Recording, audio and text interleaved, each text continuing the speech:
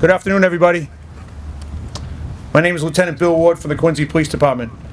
I'd like to welcome you here today, this ceremony of remembrance. Before we start this program, I'd like to acknowledge a few of our dignitaries that are here today. State Rep Bruce Ayers, City Councilor Ward 4 Jim Devine, School Committee Member Frank Santoro, and Ward 1 City Councilor David McCarthy.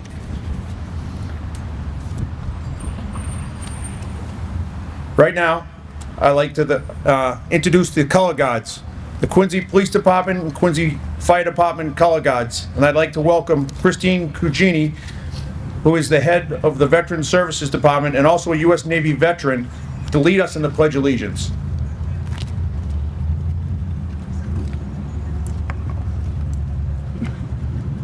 I pledge of allegiance to the flag of the United States of America and to the republic for which it stands, one nation, under God, indivisible, with liberty and justice for all.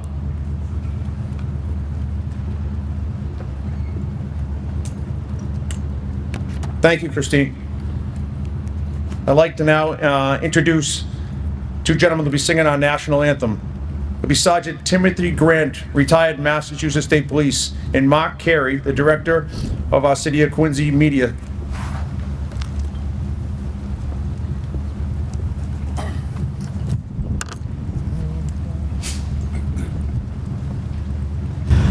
Oh, say, can you see by the dawn's early light what so proudly we hailed at the twilight's last gleaming, whose broad stripes and bright stars through the perilous fight o'er the ramparts we watched were so gallantly streaming, and the rocket's red glare, the bombs bursting in air, gave proof through the night that our flag was still there. Oh, say, does that star-spangled banner yet wave o'er the land of the free and the home of the brave?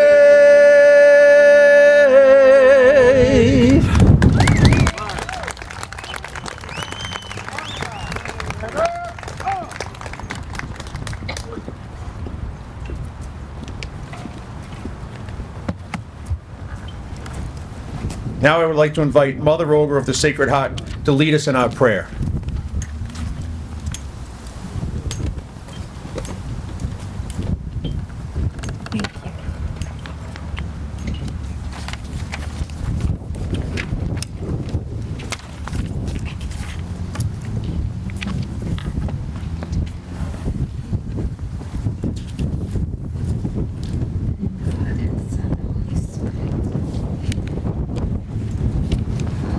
O God of love and compassion and healing, look upon us today, people of many different faiths and traditions, who are gathered here today to welcome the 9/11 Never Forget mobile exhibits. We ask you today, in your goodness, O God, to give eternal light and peace to all who died on that unforgettable, tragic day. The heroic first responders, our firefighters, police officers, emergency service workers, and many authority personnel, along with all the innocent men and women, young and old, who were victims of that tragedy that took place on 9/11/2001. We ask you today O God of compassion, to bring healing to those who, because of this brutal attack and act of violence, cause so much pain and suffering. We pray for all those who experience injuries and illnesses. Heal them too, O Lord, from the pain of the still grieving families, of all those who lost their loved ones on that day, the heartbreaking day. Give them strength to continue their lives with courage and hope. We are also mindful today, Lord, of those who suffered death, injury, and loss on that day in New York City, Washington, D.C., and in Pennsylvania. Our hearts are one with theirs as our prayer embraces them all with their suffering and pain. O God of peace, bring your peace to our violent world, peace in all the hearts of men and women, and peace among nations here on earth. Turn your way of love, those hearts and minds that are still sadly consumed with hatred. O God of understanding, overwhelmed by the magnitude of this tragic of 9/11, we seek today your light and guidance as we confront such terrible events.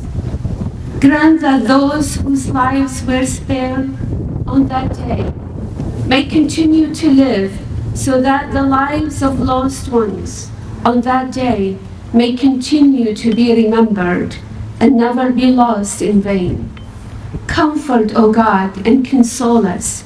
Strengthen us in hope and give us wisdom and courage to work tirelessly for a world where true peace and love reign among nations and in the hearts of every human person. O dear God of hope, we pray today that truth and freedom may come to every nation. May peace thrive where conflict has raged so long, that each may seek to love and build together. Righting every wrong, a world united in its love for freedom, and proclaiming peace together in one song. In your most holy name, O dear Lord, we pray. Amen.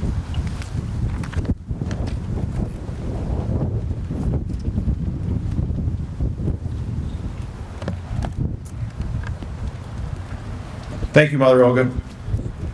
Now I'd like to welcome the Honorable Thomas P. Koch, the Mayor of the City of Quincy. Those of you that have seats, please be seated. Thank you, Lieutenant Ward, Mother Olga, my colleagues in government, distinguished members of our police and fire departments and first responders. It's certainly an honor to be with you today, this solemn day, as we come together to remember. I do want to acknowledge Doug and Bill Connors here, brothers of Kevin Connors, who was lost on that horrible, horrible day for so many families. We also lost Sue McElhaney McKay. I think both lived on the same street at one time when they were young people. That brings it truly home. Beyond the images that we saw on TV, 2 Quincy people affected by that evil act of that day. I want to thank our first responders for the great work they do all the time. When you look at those images on that day and you see the first responders, the firemen, policemen running into the buildings, many of them, I'm sure, not sure if they would be coming out. And how about the anguish of those families watching these things on TV live, trying to reach a family member who might have been on one of the flights, trying to reach somebody that is related to them on the fire or the police. Are they in the building? Are they not? Incredible, incredible day. Horrific day in a nation's history. The other day we were at the Clock Tower, Marina Bay for POW MIA Day, a day to remember. And that's what we're doing here. There's 49 names on that Clock Tower, Marina Bay. We as a community have to continue to keep the faces out in front, to keep those stories alive. In a time when so much is cancel culture and forget the history, what a major mistake. We're living history today. In order for us to be better prepared going forward, we should know our history and learn from our history. So today, as we welcome this exhibit here for the next few days in the city of Quincy, let us be mindful of those lives that were lost, many that never had closure, many that continue to grieve. Remember them tonight in your prayer. Whatever your faith may be, remember those souls tonight. And let us continue to back up police and fire and paramedics in all the needs they have, because they are the front line for us locally. They put it on the line each and every day for the residents of the city. So let us also be mindful of that. And I know on behalf of the city, a grateful city, we say thank you to all of you.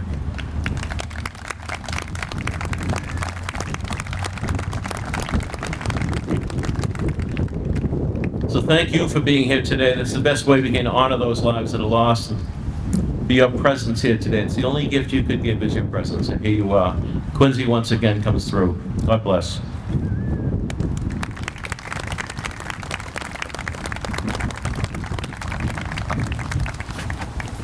Thank you, Mayor Koch. On Thursday, I received a phone call from Chief Mark Kennedy, our newly appointed chief. He asked me if I would speak at this memorial here today. At the time of the call, I was in a pub in Ireland. I had been there for a little while. I woke up the next morning and realized I had learned another lesson. Never pick up a phone when you were in a pub in Ireland. Due to Chief Kennedy's injury, he couldn't be here today. We wish him a speedy recovery. The chief has asked me to say a few words about my experiences with 9/11. I'm aging myself a bit here, but in March of 1993, I was a member of the Bronx Task Force for the NYPD. We responded to the World Trade Center and the bombings. It's a day I'll never forget. Unfortunately, 8 years later, something happened that we could never, ever imagine. All of us remember where we were on the worst day in American history. We all had the same feelings: shock, disbelief, concern, anger. We all wanted to do something. We just wanted to help. I was getting calls from people everywhere saying, should we head down? Should we head down? I wasn't sure what the right answer was, so we decided to go as a group of police officers. We arrived in New York City at about midnight, and we went directly to Ground Zero. The smell of smoke is something that I'll never forget. The pure destruction I sometimes still can't get out of my mind. There were police officers, firemen, construction workers, machinery, already at work. They were already digging on the pile to try to find anybody that they could. We jumped right in. We stayed for 4 days, and we slept anywhere we could find. The show of support from large companies and people of New York was overwhelming. Clothes, food, and hugs were never in any shortage. While down there, we were notified that Carrie Projan, whose dad was an assistant district attorney in Worcester County, was in the towers when they fell. The parents were getting conflicting reports in regards to where she was and if she was alive. So we decided to spread out and go to the hospitals and morgues. We spent pretty much a whole day looking for it. To this day, Carrie's never been found. While I was there, I was walking across 2nd Avenue. I spotted Charlie McSherry. Charlie's a close friend of mine. At the time, he was a captain in the NYPD. I looked up to him when I was in New York. I explained why I was down there and who I was looking for. And then I asked him why he was over at the morgue. As the tears started to come down his face from this big, rugged, 25-year veteran of the New York City Police Department, he told me that he couldn't find Oreo. Oreo was his brother-in-law that he was extremely tight with. Oreo was the battalion chief for the New York FDNY. Oreo Palmer was a true hero. Watching someone I idolized fall to pieces, telling me the story that he couldn't find Oreo was something I'll never forget. Oreo and Charlie were extremely tight. On September 10th, they spent the night ripping out Charlie's bathroom. Oreo was leaving and he said, "You better pray I don't get hurt at work tomorrow, because you'll never have a bathroom." Oriole was a hero on 9/11. He led a team of firefighters to the 78th floor of the South Tower. Oriole made his way up and made it to the impact zone, providing updates of the building until it collapsed. Oriole was a man who made a difference in people's lives. Although he was a fireman, he was also a husband, a father, and a superb athlete. FDNY has named their fitness award after Oriole. I encourage all of you to Google Oriole Palmer and read about him. He is a true hero. 9/11 was one of the darkest days in this country's history, but one thing I'll never forget is the way people responded. In combination of patriotism, compassion, resiliency, something that I've never witnessed before in my life. I pray to God that nothing like 9/11 ever happens, but I wish people would take it a second to appreciate that we still live in the greatest country in the world. We should never shy away from how much we love the United States of America. Thank you.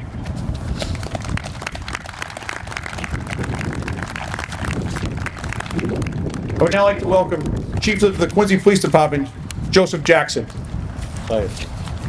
I'm sorry, the Fire Department. Thank you, Lieutenant. Good afternoon. It's been such a pleasure to meet some of the folks associated with the Tunnel to Towers Foundation today. And it's certainly a distinct honor to be the fire chief at this time, with something so meaningful, so close to our hearts as firefighters, as first responders in the very city that we serve. To be in the presence of those who responded on that fateful day 22 years ago, and to have remnants of that day here with us in the General's Park is as humbling as it is surreal. To the Siller family, thank you for being who you are. And to all the men and women who volunteer their time so selflessly to ensure that this is a story that continues to be told, thank you so much for all that you do.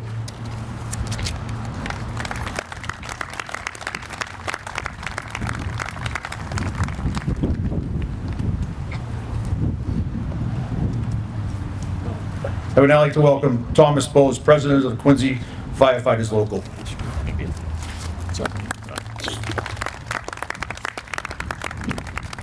Good afternoon.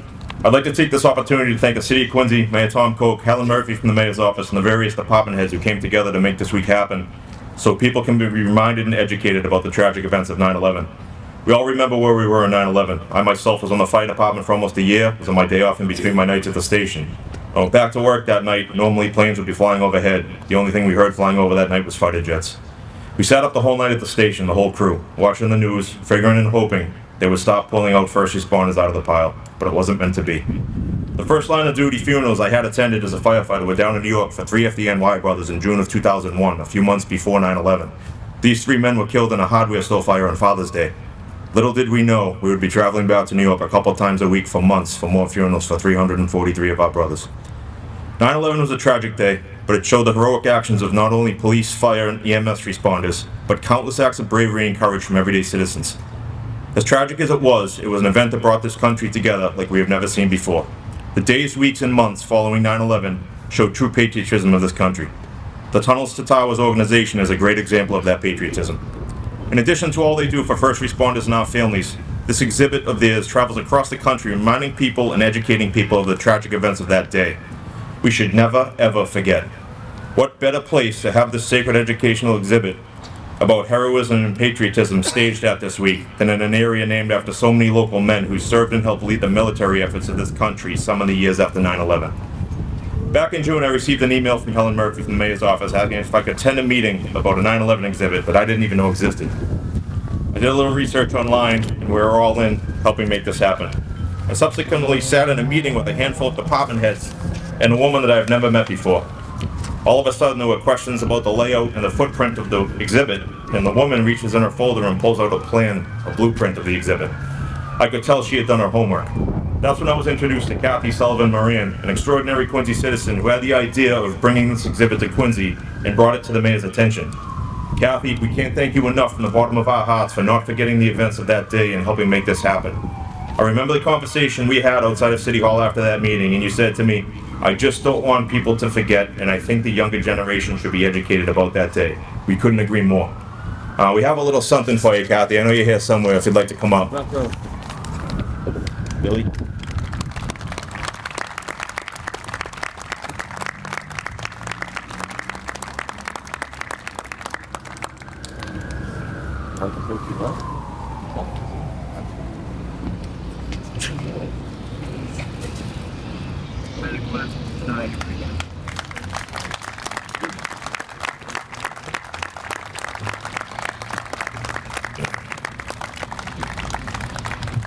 The other person who made this happen, literally made it happen, is Billy Puckett, the mobile exhibits field manager and the Tunnel to Towers ambassador.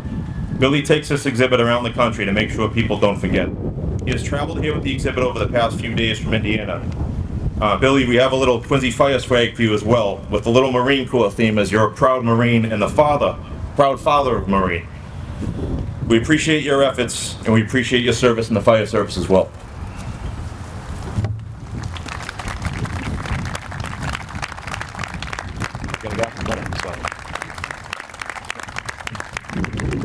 Before I bring Billy up to say a few words, in addition to Billy being here this week, I would like to recognize the 3 FDNY firefighters who are sitting in a car right now on the highway trying to make their way to Quincy for this week to give tours of the exhibit.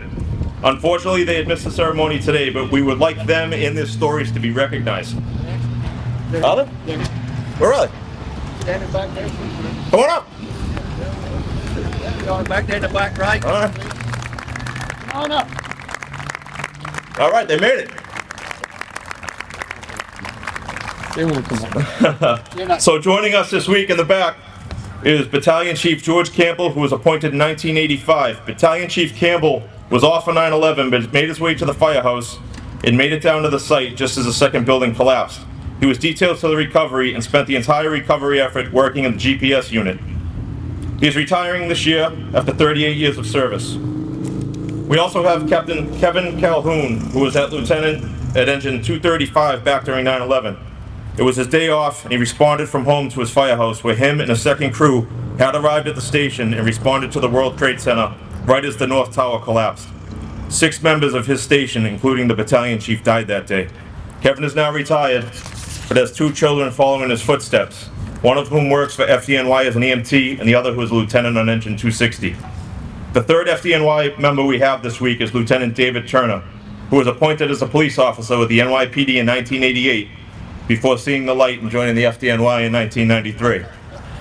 He started out on the engine at Engine 54, Ladder 4 in Midtown Times Square before sliding across the floor to Ladder 4, another smart move. He was on his day off on September 11th, and he responded from home to the station and then to the World Trade Center. He spent 3 to 4 days there on rescue and recovery, and was detailed to the site for another 2 to 3 weeks for recovery efforts.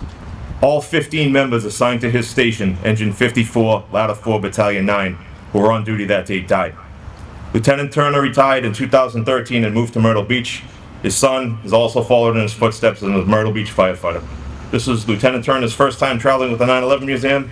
We thank all of these men for their sacrifice and for taking the time out of their lives here in Quincy this week to educate and remind people about 9/11. Thank you.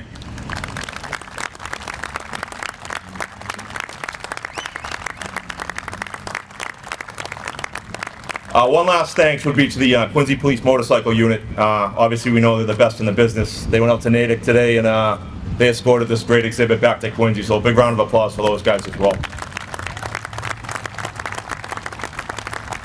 I'd now ask Towers for Tunnels Ambassador Billy Puckett to come up and say a few words. Thank you.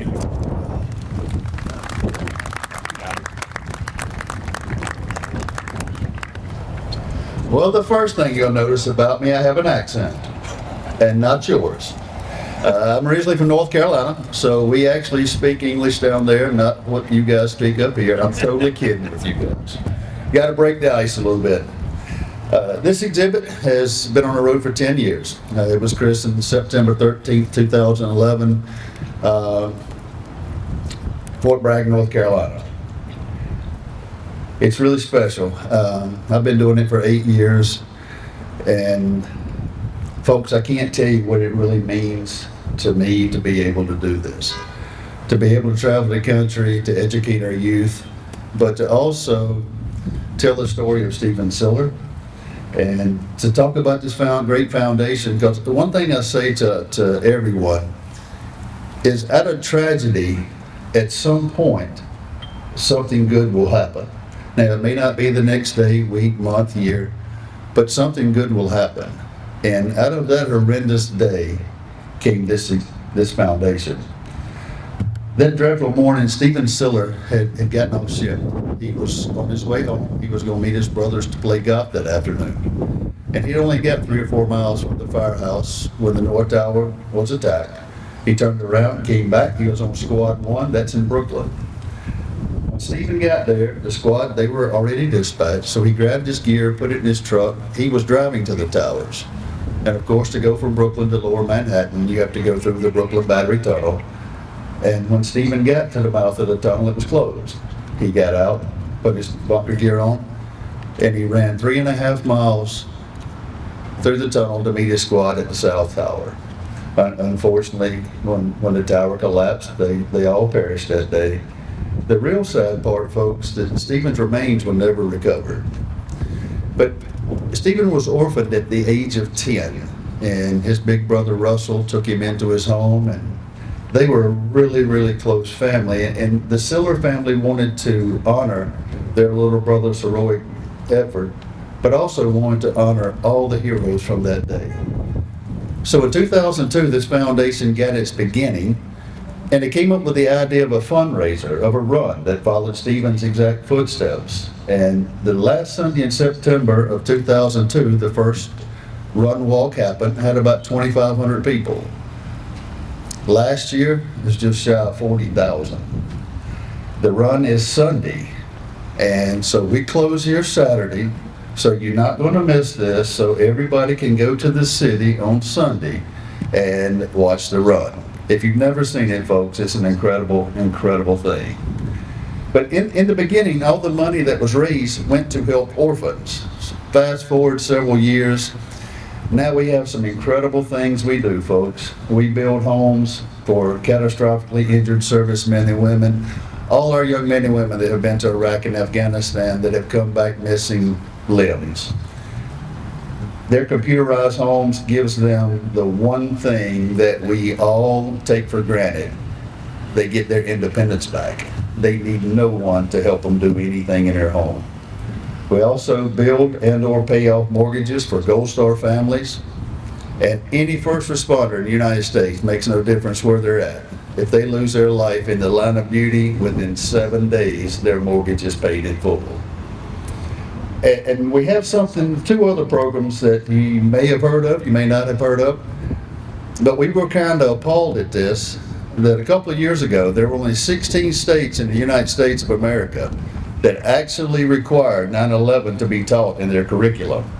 There were only 3 states that actually required it from kindergarten through 12th grade. So we created our own curriculum, and it's age appropriate from kindergarten through 12th grade, and it's free. It's on our website. All you have to do is go download it. And folks, it is now the base teaching model in 47 states and Puerto Rico. Yeah. We're really proud of that. And being a veteran, I know we got some other veterans out here. Folks, in this great country we live in, there are over 40,000 homeless veterans. We decided to do something about that as well. Last year, we built 500 homes for homeless veterans. This year, we're doing over 2,000. Yeah. We're doing them in a unique fashion. We're purchasing hotels. Every room is turned into an energy efficient apartment, and the first floor is nothing but addiction counselors, PTSD counselors, and we have people there that are getting them a job, which is really cool. And we just purchased 388 acres of land in West LA County, because just in LA County alone in California, there are over 20,000 homeless vets. And on that property, by the end of 2028, will be over 3,000 homes just for homeless vets. So very proud of that. And the last thing I'll tell you, and I hope this really catches your attention because it really got mine. In 2014, this foundation had 44 full-time employees, and our percent of every dollar that we collected that went to our programs was 93 cents, which is not bad at all. Right now, we have 205 full-time employees, and our percent is over 95% of every dollar we collect goes to our program. So we're really, really proud of that. So on behalf of myself, the other guys, and everybody at Tunnel to Towers, thank you for having us here. Please come see the exhibit this week. There's some really memorable things in there that you can touch, and just hear the stories, and just come interact with us. We really appreciate it. But again, thank you so much for having us here.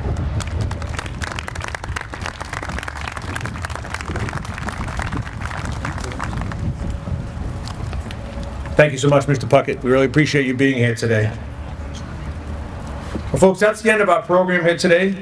To end our program, we're going to have the Boston Pipe and Drum Band play Amazing Grace.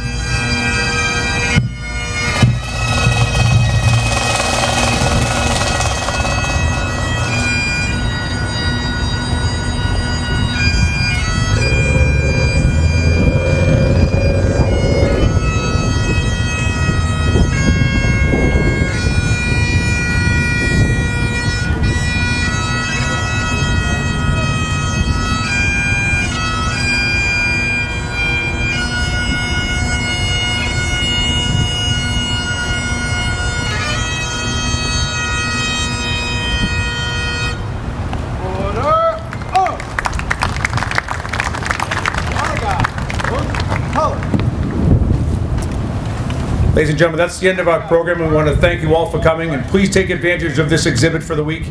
It's here for the next several days, so please take a look. Thank you very much.